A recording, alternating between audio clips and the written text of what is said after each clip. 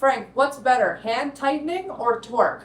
Well, 100% using a torque wrench is the way to go, because it's a real technical question, because if you're building a motor, I don't hand tighten anything on a motor. Everything is torqued down to specifications that comes out of a Harley manual. But if I'm doing a side casing, for instance, which I did, been doing this for 30 years, so I don't know how many, like you're taking the outside cases apart, and I believe like this is an inch pounds torque wrench, and usually it's between 120 and 140, 150 inch pounds. I do it by hand because I did so many. I don't want to tell people to do what I do.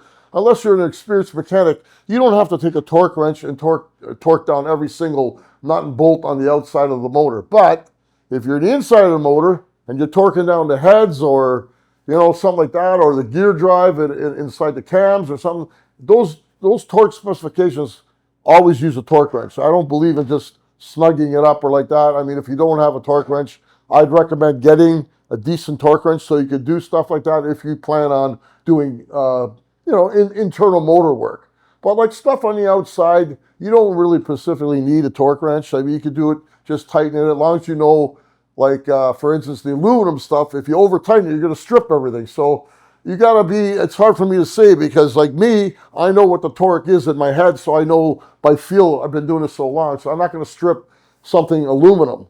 But if you don't know it, you're better off getting an inch pounds torque wrench and using a torque wrench for everything if you're not experienced and not knowing exactly what, say, 130 inch pounds. I could torque some down by hand and be so close to it, be off by 2 or 3 pounds.